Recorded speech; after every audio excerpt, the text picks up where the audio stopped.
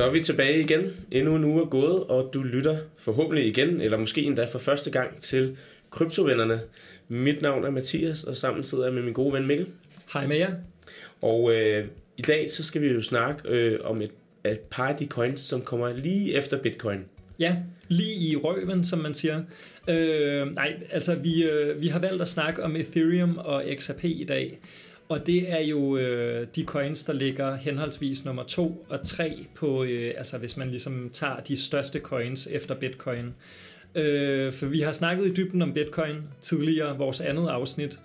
Og det er jo vigtigt at forstå en coin som Bitcoin, men det er også vigtigt at forstå, hvad kryptomarkedet ellers har at byde på. Ja. Og det ved jeg godt, at det kan man selvfølgelig ikke helt finde ud af ved kun at snakke om XRP og Ethereum, men man kan i hvert fald få en forståelse af den diversitet, der er i markedet. Ja, helt enig. Jeg vil sige, at der er jo en stor forskel på, hvad er det Bitcoin egentlig kan. Det har vi sagt i andre afsnit. Hvad er det resten af kryptomarkedet kan. Ethereum og XRP har i hvert fald en stor historisk betydning, og måske også stadig en stor betydning for markedet, så det vil vi dykke ned i. Helt sikkert. Men husk som altid, at den her podcast jo ikke er finansiel rådgivning. Det er til gengæld en vidensdeling af vores gode erfaringer. Så det må I tage det for, og så synes jeg jo bare, at vi skal komme i gang med dagens afsnit. Helt sikkert.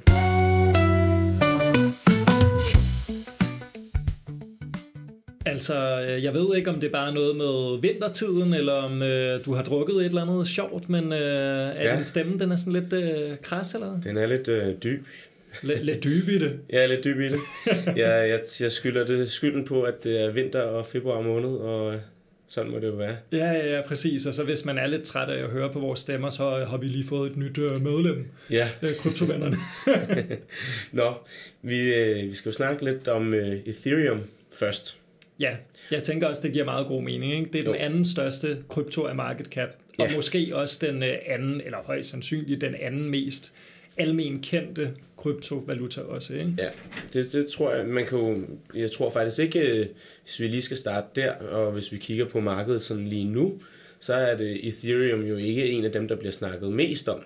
Nej. Der er jo lidt nogle andre coins, som der er fokus på. Men når vi ser sådan historisk på det, og når vi også ser på, hvad der bliver bygget af kryptoprojekter og sådan noget, så er Ethereum jo helt vildt vigtig. Meget vigtig historisk coin for kryptouniverset. Ja. Og hvis vi skal starte med sådan at fortælle lidt om baggrunden for Ethereum, så blev den jo lanceret tilbage i 2015, og founderen hedder Vitalik Buterin, tror jeg.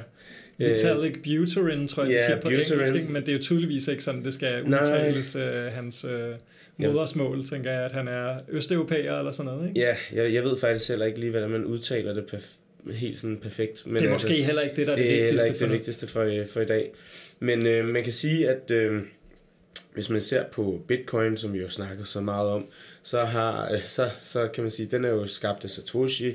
Du har hele den der decentrale tankegang, og hvad kan man sige, eller frembruddet af blockchain-teknologien osv. Og så kan man jo spørge sig selv, hvis du har opfundet Bitcoin, hvorfor har vi brug for flere kryptovalutaer? Altså, men det er jo fordi, og nu kommer det. Men jeg skulle lige til at spørge, hvorfor altså? Det er fordi, at man skal i virkeligheden forstå, at Ethereum og meget af det krypto, vi har i dag, er jo også i høj grad noget andet end Bitcoin. Og Ethereum er jo enormt vigtigt for det kryptomarked, vi har i dag, fordi Ethereum kommer med den her programmerbarhed til kryptouniverset, ikke? Mm-hmm. Og hvad er det så? Altså man kan sige, at Ethereum adskiller sig fra Bitcoin ved ikke sådan kun at være digital valuta, men det fungerer i virkeligheden også som en platform, en decentral platform, som man kan bygge teknologi på. Ja.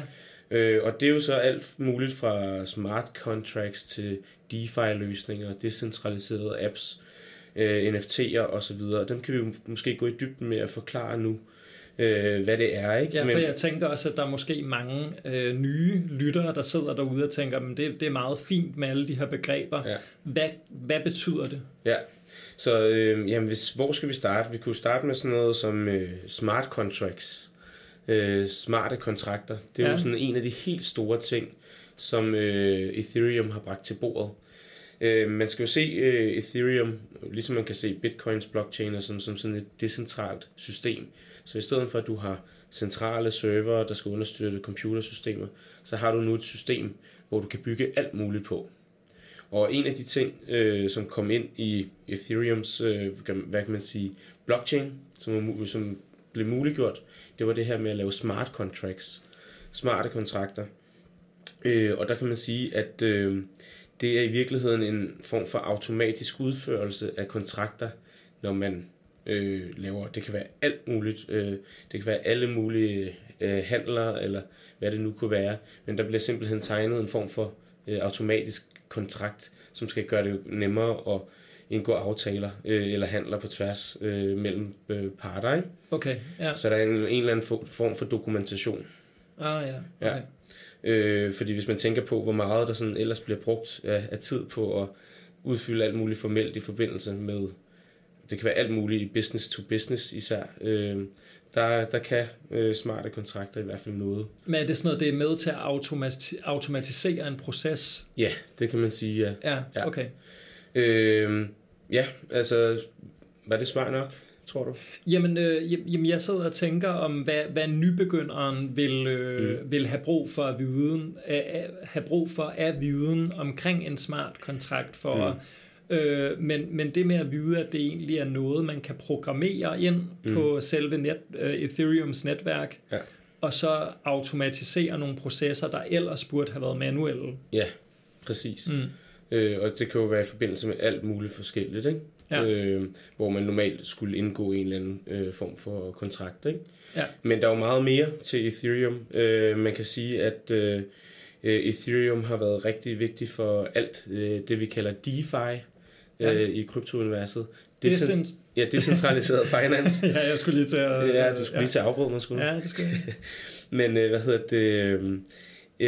man kan sige, Ethereum har jo dannet det der fundament for DeFi-økosystemet, hvor man kan sige, at man kan muliggøre alle mulige, hvad kan man sige, finansielle ting via blockchain-teknologi.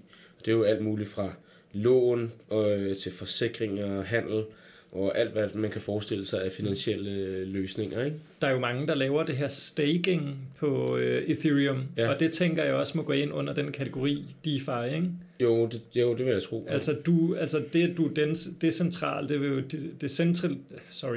decentral finans, DeFi, altså det er jo finans, der går udenom banksystemet. Ja. Og det er jo et sted, hvor du kan gå ind, og så kan du låse din Ethereum fast i for eksempel 1 år eller 5 år, og så får du noget gevinst, så lidt ligesom nogle renter. Ikke? Ja, præcis. Så på den måde kan man sige, at Ethereum i virkeligheden fungerer som meget mere end bare at være en alternativ valuta som Bitcoin, men det er jo i virkeligheden et økosystem, som kan håndtere de her ting decentralt, ikke? Ja. Og på den måde egentlig også en form for demokratiserende, ligesom Bitcoin. Det er bare, den fjerner bare endnu flere funktionaliteter fra bankverdenen, kan man sige, ikke? Ja. Der er også andre ting. Vi har snakket lidt om NFT'er før. Non-fungible tokens. Ja. Og det er jo sådan en ting, der har været rigtig stor på Ethereums blockchain.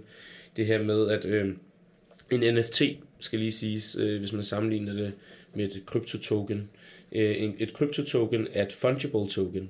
Så det er et token, der er sammenligneligt med et andet. Så det vil sige, 1 bitcoin er lige med 1 bitcoin. Ja. Eller 1 H-bar er lige med 1 H-bar. Ja. Et NFT er en form for unikt token, som du kan putte på ting. Det kunne være på kryptokunst, har man jo set. Men det kan også bruges til alt muligt andet. Men hvad er det gør? Så beviser det dit ejerskab? Eller det er sådan et ejerskabsbevis. Ja. Så alt, hvad vi kunne forestille, vi gerne vil have authenticated, eller have en form for bevis på, om det er bevis på, at man ejer en bil, eller et hus, eller at en flaske vin, eller hvad end det kunne være, ikke? Ja. Der kan man sætte de her tokens på, så er der en form for data token på det, på den genstand i systemet, ikke? Ja. Og så kan du se, du kan ikke forfalske ejerskab. Nej. Det er noget af det, der er smart ved det, ikke? Så Mathias ejer den her bil, og det er der ikke nogen, der kan gå ind og ligesom modargumentere. Præcis. Og det er jo så især inden for sådan noget som samlerobjekter, for eksempel, ikke? At man vil kunne se den her teknologi blive brugtaget, ikke? Ja. Ja, så kan man så sige, at så har Ethereum et kæmpe økosystem, som muliggør, at man kan udvikle systemer og decentraliserede apps på deres blockchain. Så i stedet for, at du er afhængig af den her centrale serverdrift, som kan blive hacket, men også kan sluge en masse strøm, eller kan være dyr i drift, eller hvad det nu kunne være, så kan du have et understøttet decentralt netværk, som du bygger dine systemer på. Ja. Det kan man jo ikke på Bitcoin på den måde. Men det er blevet umuliggjort med Ethereum, ikke? Okay. Ja. Og der er flere ting på listen, altså man kan sige, der er også... Nå, men jeg synes, vi kan bare gå vores liste igennem. Du har 9 punkter her, som... Ja, men der er noget omkring skalerbarhed, ikke? Det her med, at hurtigere transaktioner, billigere transaktioner, i hvert fald sammenlignet med Bitcoin, det er faktisk også en af de ting, der har været kritik ved Ethereum, og at det stadig ikke helt løst den der skalerbarhedsproblematik. Ja, men det kan vi måske vende tilbage til også, fordi at der er jo også, og det er jo også, ved jeg, en ting, som Ethereum ligesom har bragt på banen, at der kan være andre projekter, der bygger på Ethereum, og der er nogle af de her projekter, der har prøvet at løse det her problem. Ja, lige præcis. Ja, der er jo for eksempel Polygon, som vi har snakket om tidligere. De prøver netop at bygge en løsning til at lave skalerbarhed på Ethereums netværk, ikke? Ja. Med billigere og hurtigere transaktioner. Ja. Så er der jo sådan noget som DAOs, eller DAO, som egentlig betyder Decentralized Autonomous Organizations. Det her med, at du kan have selvstyrende organisationer uden en eller anden form for central ledelse. Det kan virke meget sådan abstrakt. Ja, jeg sidder og tænker, hvad fanden er det? Ja, men det er jo, og det er faktisk ikke noget, jeg sådan er kæmpe ekspert på, hvis jeg skal være ærlig, men det er jo sådan noget med stemmerettigheder og sådan, hvordan kan du få et demokrati ind i en organisation. Okay. I stedet for, at der er en topledelse, så alle dem, der er en del af organisationen og har et form for ejerskab, de har ligesom et vægtet ejerskab i forhold til, hvor meget de ejer af organisationen, kan man sige. Okay, ja. For jeg vil sige, jeg sidder også og lærer meget lige nu.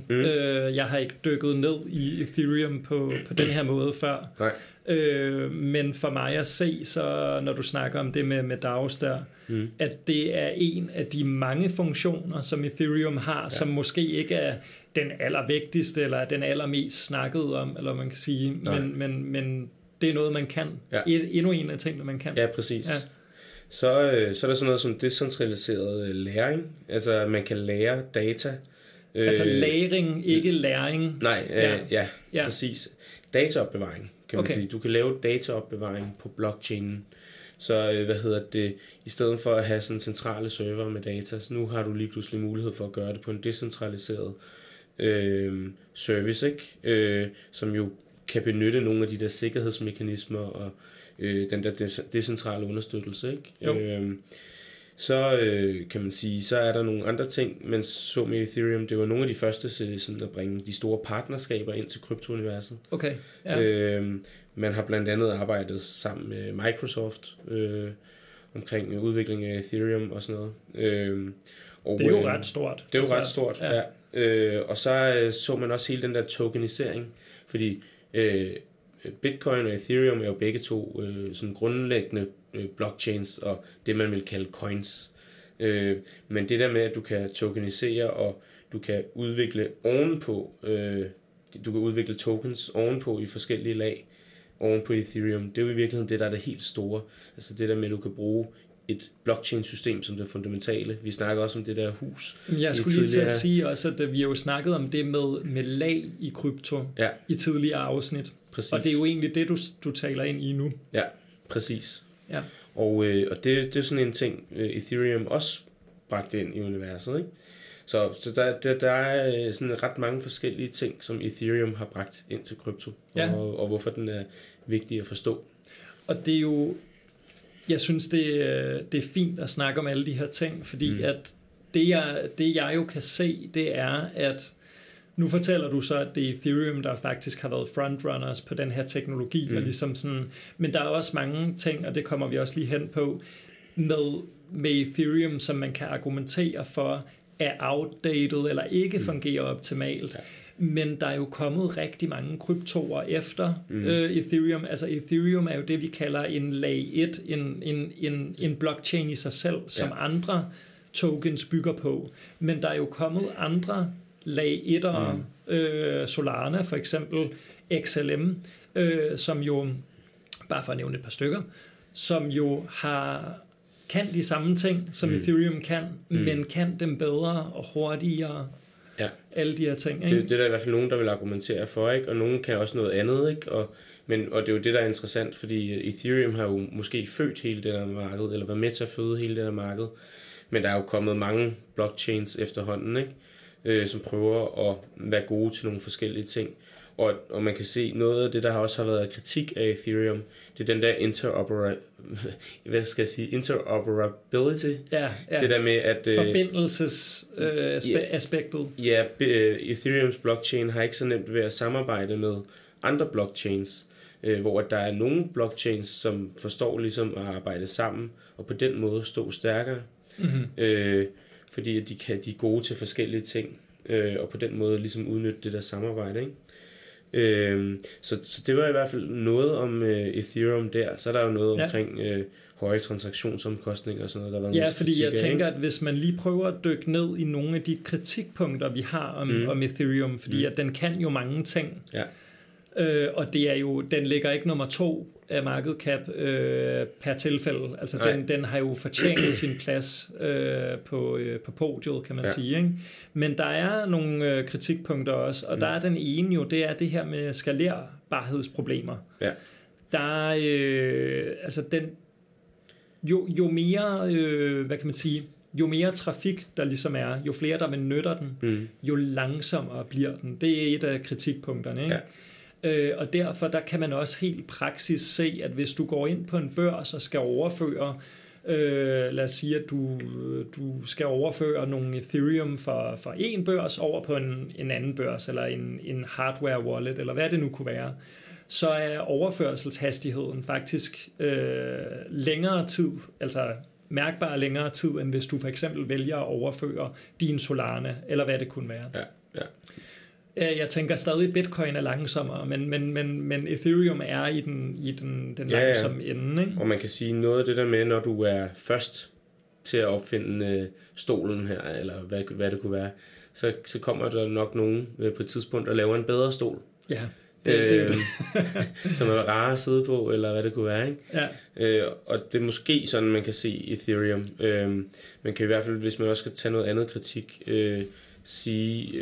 udvikler Ethereum så hurtigt nok i forhold til nogle af de andre blockchains, der kommer på markedet, ikke? Kan de blive ved med at holde den position, som de har nu?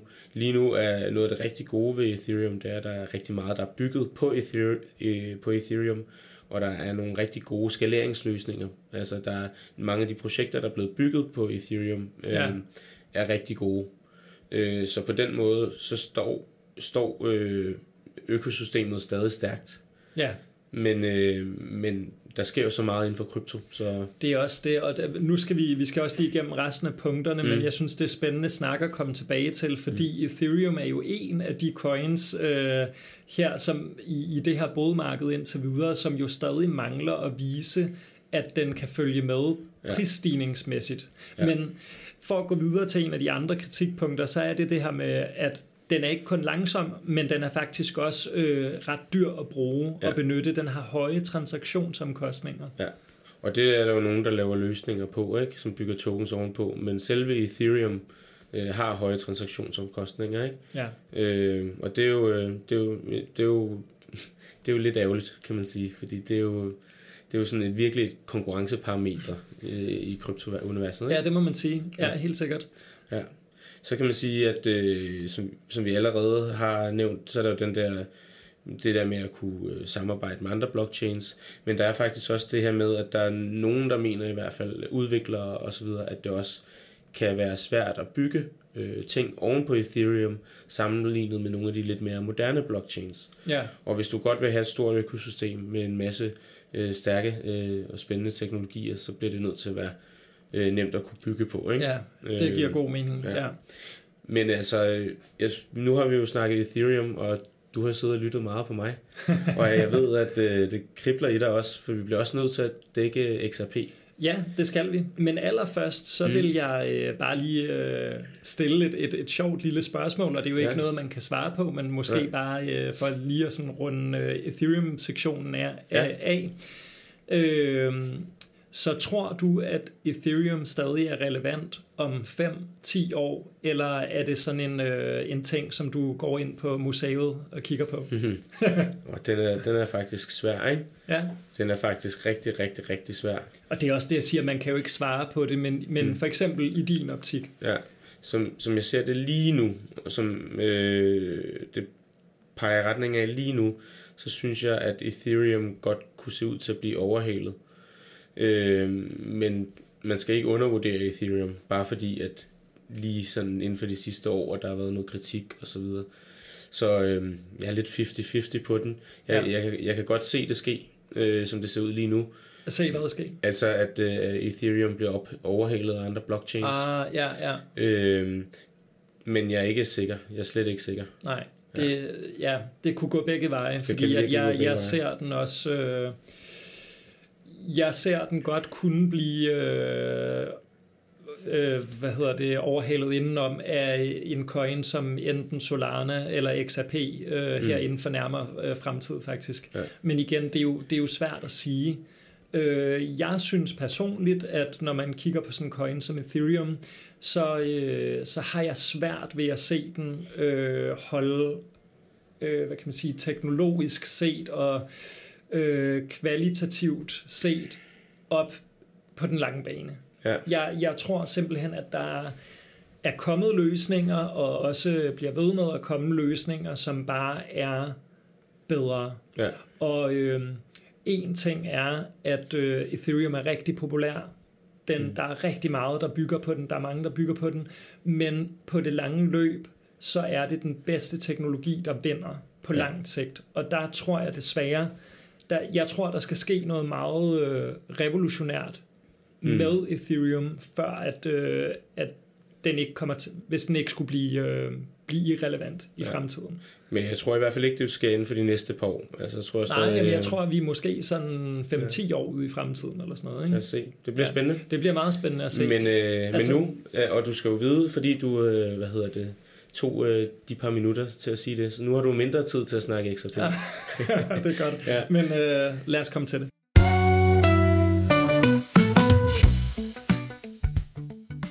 Nå Mikkel, vi skal til at snakke XRP, og jeg tror, at du vil kunne lave 10 episoder alene, hvor jeg ikke var med. Bare om XRP, hvis du fik lov. Det kan være, at jeg gør det. Når du laver din egen krypto-ven-podcast. Ja. Men, XRP-ven. XRP-ven. Men kan du ikke prøve sådan give en hurtig, konkret forklaring af, hvad XRP er, og hvad den kan? Jeg skal i hvert fald prøve. Men inden at man lige kommer til det, så synes jeg, at det er utrolig vigtigt at adressere en misforståelse. Der er rigtig meget misinformation omkring XRP og Ripple, som ligesom er det her firma, som mange tror står bag XRP. Ja. Og det er også en af kritikpunkterne, fordi at det er netop, at XRP er centraliseret. Det er jo ikke en god ting i krypto. Nej. Fordi at den bliver styret af Ripple. Ja. Der er det vigtigt at sige, det er altså ikke tilfældet. Ripple er en virksomhed, der benytter XRP i deres businessmodel. Ja. XRP er den native, indfødte kryptovaluta på XRP Ledger blockchainen. Det er altså 2 separate ting, der fungerer. Hvert for sig, kan man sige. Det vil jeg bare lige starte med at sige. Ja. Men jo, XRP, man skal kigge lidt på banksystemet, vi har i dag, for at snakke om den. Fordi det er det, som XRP oprindeligt blev lavet til at løse, eller skabe en løsning til. Vi har et banksystem, der er meget ueffektivt. Ja. Det tager lang tid at overføre penge til hinanden, og der er høje gebyrer. Derudover så er der også et sådan form for sikkerhedsgab, hvor at jeg tror, det er noget med 5% af alle overførsler kommer aldrig frem til modtageren osv. Okay. Ja, vi snakker om virksomheder og businesses der ligesom overfører penge til hinanden. Ja. XRP går ind og løser de her problemer. Den overfører penge på 2 eller 3 til 5 sekunder, tror jeg det er. Den gør det ligegyldigt, hvor mange penge du overfører, betaler du aldrig mere end mindre end 1 øre i gebyr. Jeg tror, det er endnu mindre end det. Og den er meget sikker. Den har faktisk aldrig fejlet en transaktion i hele dens levetid, som jo har været siden 2012 og sådan noget, ikke? Det er jo ret imponerende stats, må man sige. Jamen, det er det helt sikkert. Det er men du har også nævnt over for mig, at den kan lidt mere end det, eller der er ligesom kommet et lag ekstra på. Ja, man kan sige, at en af de ting, der har været af kritik til XRP, det har været det her, vi snakkede om med Ethereum tidligere, at Ethereum kunne alle mulige ting. Folk kan bygge på den og sådan noget. De her ting har man ikke kunnet på XRP. Den har kunne blive brugt til de her banktransaktioner, og egentlig ikke rigtig mere end det. Ja. Men det er noget, som der er blevet gjort brud med her de seneste år. Ja. Nu er der begyndt at komme forskellige muligheder på blockchainen, hvor at der er blevet indført NFT'er. Der er lige blevet indført meme coins. Der er ved at blive indført, jeg er faktisk i tvivl om det lige er blevet indført, eller om der er ved at blive indført, at man kan lave de her smarte contracts, smart kontrakter, og de her decentraliserede applikationer. Ja. Så de funktioner, som vi ser på de her mere adopterede og udbredte blockchains, de kommer nu. Ja, kan man sige. Man kan sige, i min verden, da jeg kom ind i krypto, så kan man sige, der var en helt anden tankegang omkring krypto dengang. Nu handler det måske mere om, hvad vi kan bruge teknologien til. Jeg føler, at dem, der var i krypto i starten, var meget mere ideologiske omkring det, og XRP var lidt den onde dreng i klassen, eller bankernes coin. Det så det for der. Ja, man så det lidt som en form for forsøg på at centralisere krypto. Ja. Det var i hvert fald det rygte XRP havde blandt andet, og det var bankernes coin og alt det her. Ja. Men det du så sidder og siger nu, det er jo så, en ting er, at det ikke hænger sammen med Ripple og er centraliseret på den måde, som mange tror. Men du siger også, at XRP faktisk er ved at vokse sig lidt større end kun at være den her bankcoin, selvom det jo så også er det, der er dens hovedformål, og som den er rigtig god til. Det er helt klart blevet til mere, end hvad det var i starten. Og man kan jo se på det, som man vil. Altså, Ripple bruger XRP. Ripple er den største andelsholder af XRP, så på den måde har de jo selvfølgelig, hvad kan man sige, de kan jo gøre nogle ting med XRP og ligesom have en indflydelse på XRP's brugbarhed og indflydelse. Ja. De er jo en virksomhed, der prøver at skabe løsninger for det traditionelle banksystem i forhold til at integrere alle de her smarte kryptoløsninger. Ja. Så på den måde har XRP eller Ripple jo prøvet at tage en anden indgangsvinkel til krypto end tankegangen bag Bitcoin. Ja. Og jeg tror, at der er mange af dem, som jeg oplever, der kritiserer XRP, som stadig sidder fast i det her narrativ i forhold til den her rebelske ting og ned med bankerne og alle de her ting. Og der er også rigtig mange af dem, der faktisk slet ikke ved mange af de ting, som XRP og Ripple har bragt til bordet og udviklet på siden dengang den lancerede. Altså det er sådan lidt et outdated mindset, kan man sige. Ikke? Ja. Så, men det er jo en af de her ting, der har at gøre med al den her misinformation, som jeg føler, der bliver spredt. Ja. Og for at dykke lidt mere ned i det, så en ting, der er meget relevant at snakke om, når det kommer til XRP og Ripple, det er den her retssag. De sidste, eller under Biden-administrationen, de sidste 4 år, der har vi haft, det har vi snakket om i tidligere episoder også, en regering, der har været meget kryptofjendsk. Ja. Og det har været det her SEC, Security and Exchange Commission, ledt af Gary Gensler. Ja, som vi også har nævnt i tidligere afsnit. ond fyr, som vi har snakket lidt om, som har kørt hets mod hele kryptoindustrien og indledt mange retssager. En af de første retssager, og nok også den største, det har været mod XRP og Ripple. De har gerne vil have, at XRP blev klassificeret som en sikkerhed, hvilket ligesom får den over i en båd i forhold til investeringsaktiv, som begrænser den meget på nogle forskellige måder. Ja. Hvordan begrænser den? Jamen, i krypto, der går du og jeg jo ind og køber vores kryptoer. Og det kan vi egentlig bare gøre. Vi bliver sat op på en børs, begynder at handle.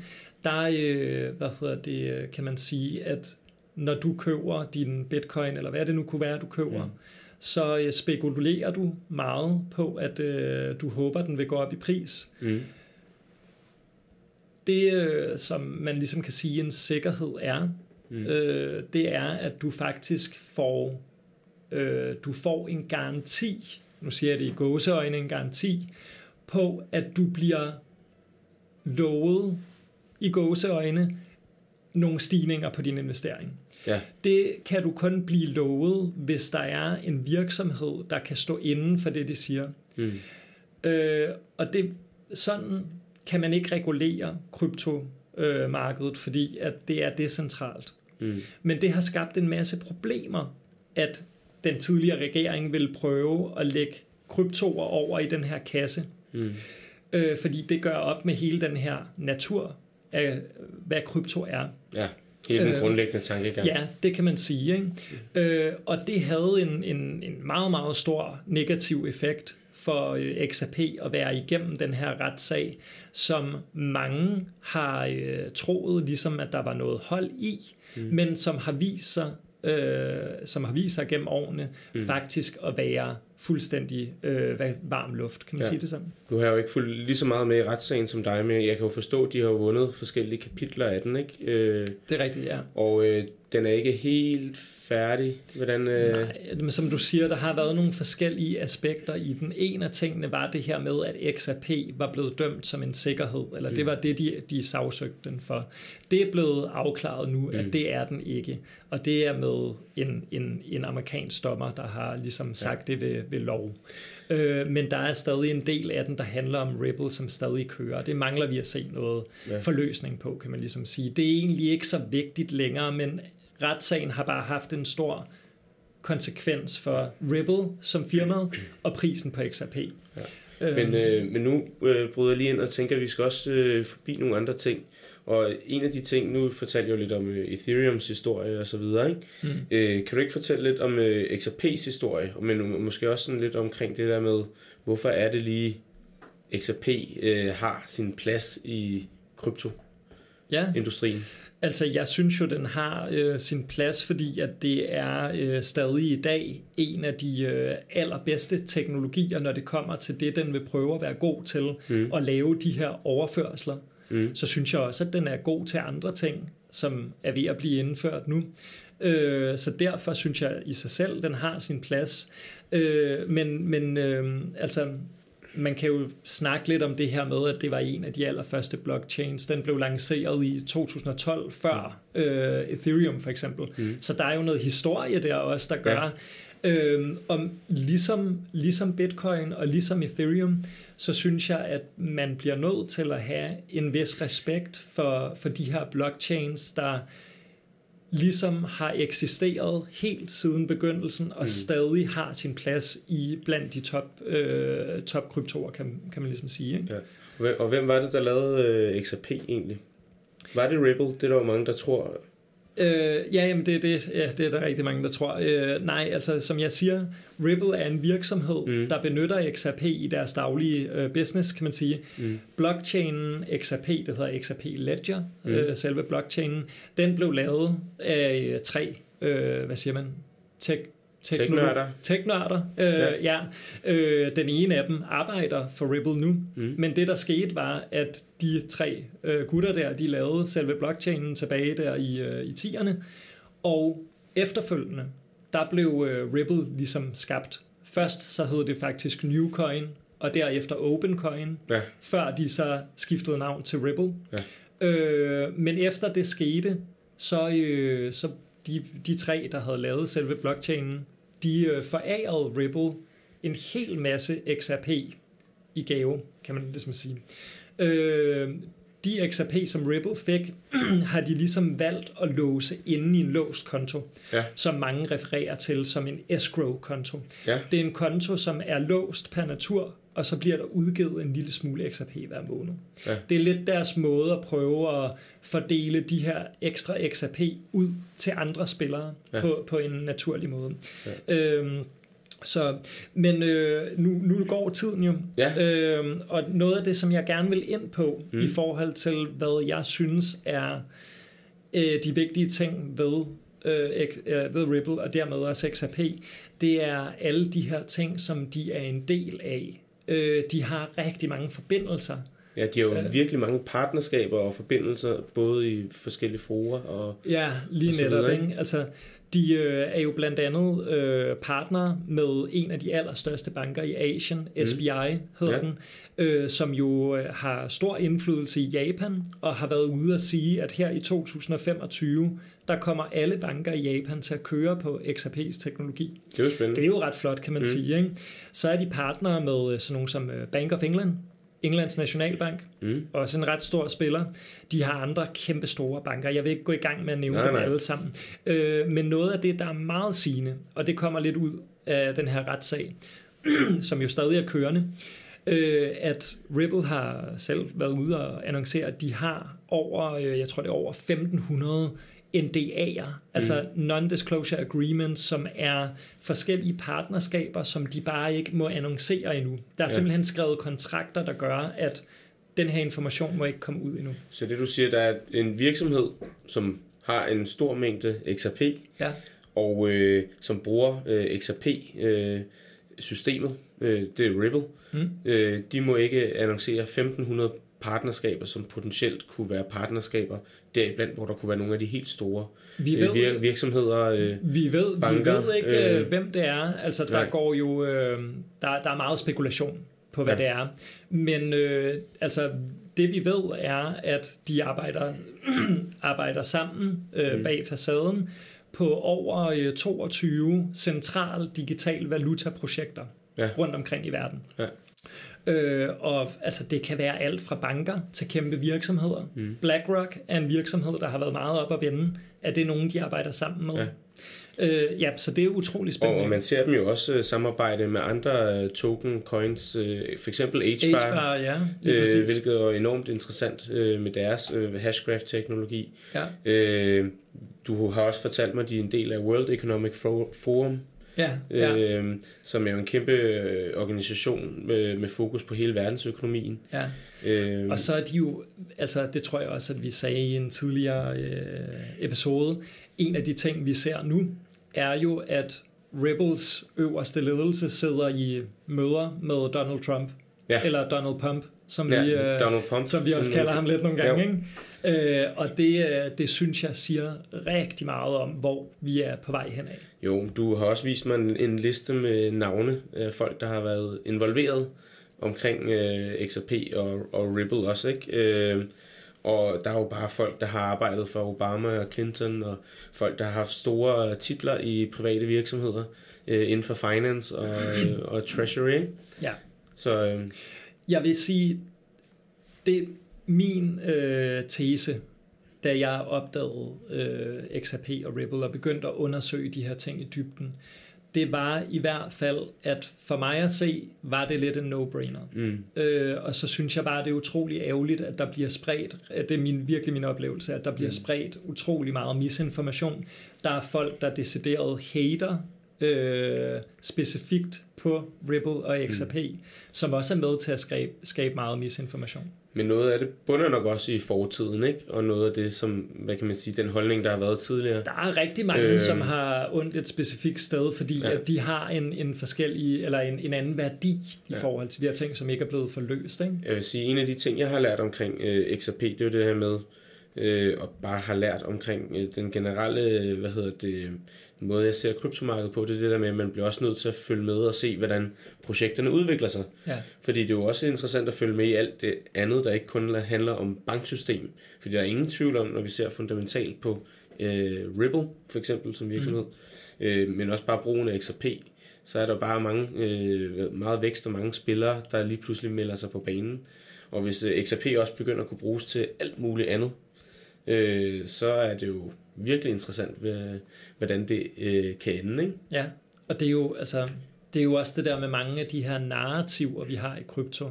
Vi har snakket meget om det der med real world asset tokenization, altså det der med at få ejerskabet af aktier ind på blockchain, for eksempel.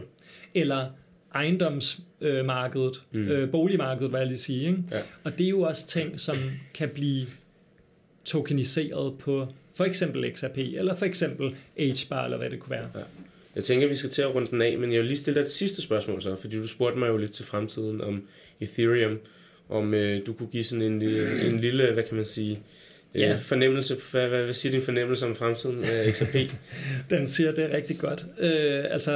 Jeg tænker også, det er tydeligt at høre på mig her, at XRP er min største investering. Det er klart den, jeg tror mest på. Jeg tror på rigtig mange ting. Rigtig mange investeringer i krypto. Jeg tror, at krypto generelt har en stor fremtid.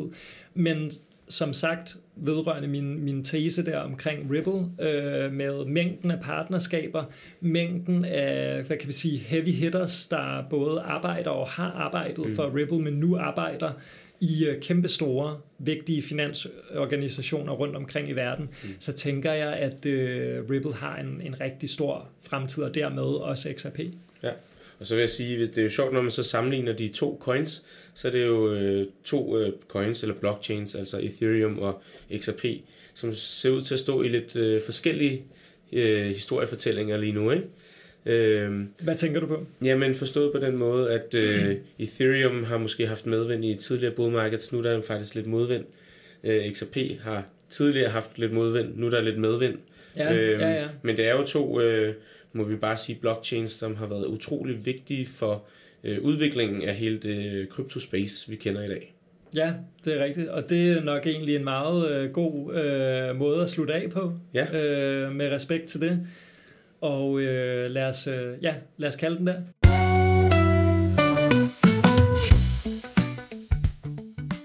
Så det var lidt om XRP og Ethereum.